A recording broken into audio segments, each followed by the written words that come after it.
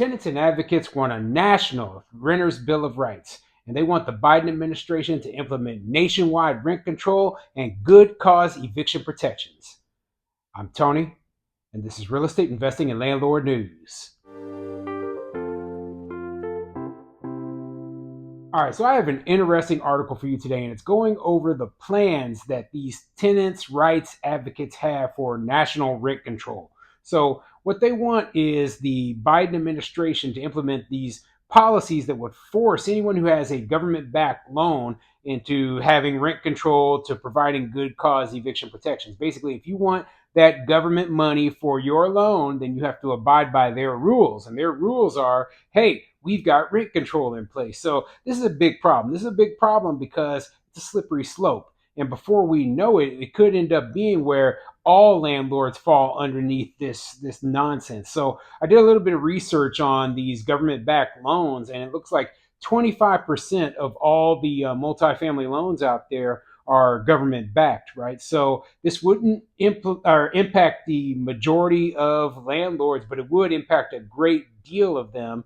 And meanwhile, landlords are still getting hit by their local municipalities and state, jurisdiction as well in terms of what laws are in place for rent control and good cause eviction. So, getting hit in three different places. You're getting hit on the national level, you're getting hit on the state level, you're getting hit on your local county or city level, and you have all these different laws and rules that you must abide by, and you have no clue, which one takes precedent. So before I get into the article, go ahead, hit the like and subscribe button, maybe leave a comment down below. Let me know what you think. So landlords on here, do you have a federally backed loan, okay, for any of your properties? I don't, okay? None of my properties are under federally backed loans, but I do know that there are a lot of landlords who do, right? So they would fall underneath this, proposal. Okay, the proposal is, the rent control. We don't know what they mean by rent control either. So it could be, okay, if you have a federally backed loan, we're going to limit you to at maximum a 5% increase. It could be less than that. It could be 3%, or it could be more, 10%. But regardless of what it is, it's going to be not enough. It's going to be not enough, especially for those landlords who have kept their rents low for a long period of time for their tenants. And now they will never be able to keep pace with inflation. Now they will never be able to raise those rents up to, the market levels. And that's a bad deal. That's a bad deal overall. It's not going to help anybody, and it's only going to make the matter worse. So anyway, let's get into this article. It's a fluff piece. It's not the kind of thing I like reading, but it does have some good facts in it. So let's get into it. This article is coming from truthout.org, and it says, priced out and fed up, tenants demand a national renters' bill of rights. As affordable housing dwindles, renters are calling for federal protections against price gouging corporate landlords. And they always, they use, this is about price gouging corporate landlords, right? When you know, as well as I do, that a lot of smaller independent landlords are going to get caught up in this nonsense, and it's going to really, really hurt them badly, okay? Meanwhile, the corporate guys with lots of money, they're going to be just fine because they have a diversified portfolio. They have thousands and thousands of units, and they can survive this because they have enough, reserves, etc. Okay, but the smaller players out there in the field, they don't have all of that backing, and it's going to make it a lot more difficult if they have these sorts of loans that fall under this, right? All right, let's get into it. Dozens of tenant activists who rent homes and apartments backed by federal mortgages across the country converged on the offices of a corporate mega landlord in Washington, D.C. on Friday with a clear message: rent is too darn high, and the Biden administration must act now to protect tenants from profiteering landlords who operate federally financed properties. The tenant activists concluded a week of lobbying and advocacy with a loud protest at the offices of Starwood Capital Group, a private real estate equity firm that is also one of the largest corporate landlords in the nation.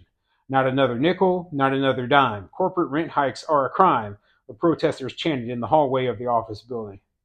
And my question is, right, like they say, oh, we're going after these corporate landlords. The corporates are the evil ones, right?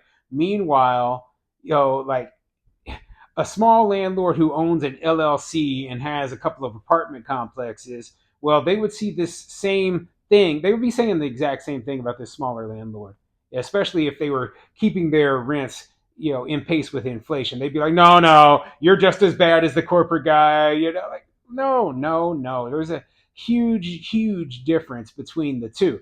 Now, that's why I say we can sit here and we can say, okay, we're going to try to separate ourselves. We're the small landlords, and maybe they'll be on our side. No, they won't. They won't, because they hate us all. They hate us all. They consider us all the same. So if we need to be siding with the big guys. We need to be siding with the corporate players and saying, hey, we're on their side. What's good for them is good for us. That is my opinion. Okay. I know a lot of landlords don't agree with me, right? But what is good for those big corporate players is also good for us. The Washington Post recently reported rent hikes at Starwood-owned properties in Arizona and Florida as high as 30% annually.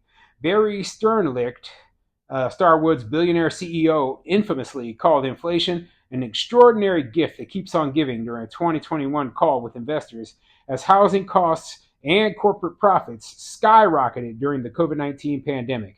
The affordable housing crisis is a nightmare for tenants and a bonanza for corporate landlords and investors who enjoy enormous pricing power in a rapidly consolidating market. The cost of paying rent for residential space has increased by roughly 30% since the pandemic began in 2020, according to Alexei Alexandrov, an economist at the Urban Institute. But it completely this economist completely denies the fact that, hey, the inflation impacted us as well. Okay, regardless of what size you are, here we are, we're facing higher insurance costs, higher property tax costs, higher cost of maintenance, higher cost of materials, higher cost of labor. Everything that we pay for has increased in cost. So it's not like, there was all this inflation, but none of our costs increased. Only the cost for the tenants increased, according to these tenant activists. Okay, but so my thing is also that, hey, yes, probably the best thing to happen to us is that we have lower interest rates from when we purchased our properties before, the inflation, and all the interest rates went up. So having those super low interest rates puts us in a very, very good position right now. So that's probably the best thing about all of the inflation. And just, but it kind of locks us in too. It kind of locks us into, it makes it very difficult for those of us like myself who depend upon refinancing in order to purchase new properties. It makes it more difficult for us to make the numbers work. Okay, so it's not like this is an easy thing.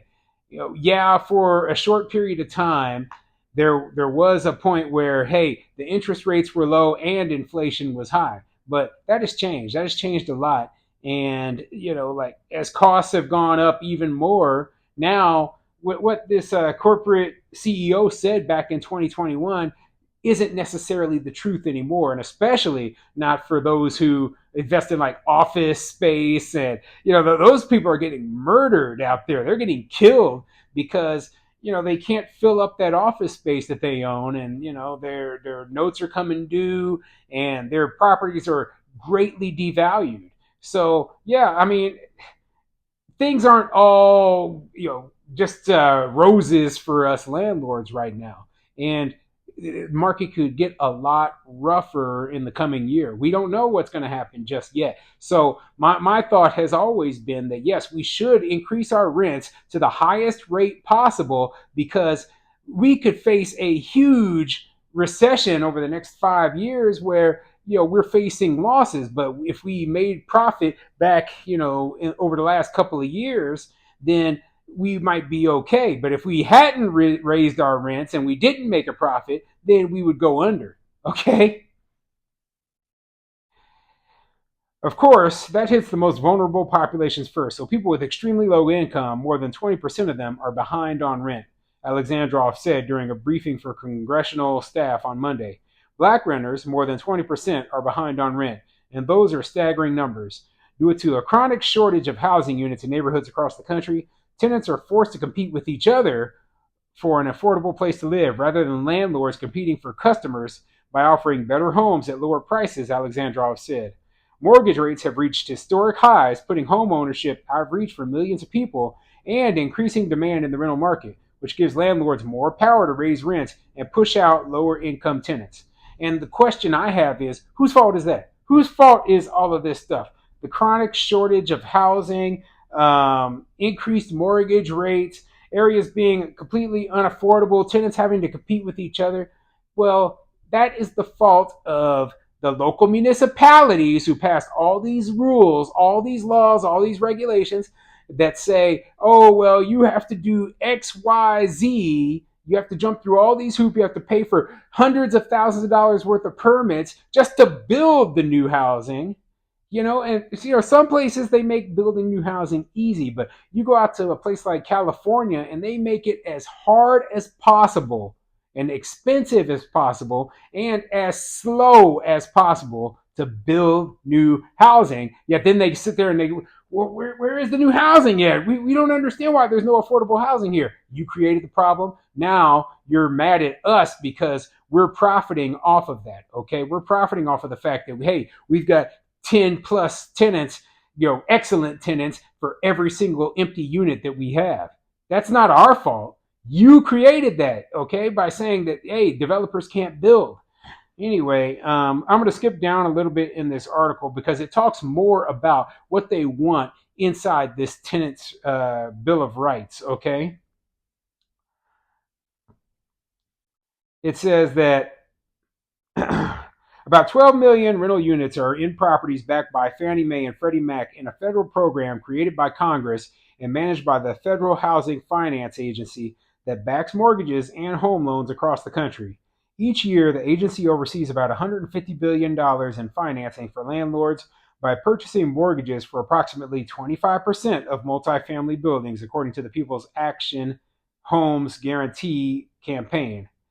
After months of organizing by tenants and housing justice groups, the Biden administration is now considering a proposal backed by top lawmakers to leverage the FHFA's authority and attach rent controls and other tenant protections to federally financed home loans, which would be a major step forward in the Homes Guarantee campaign's push to establish a national renters' Bill of Rights.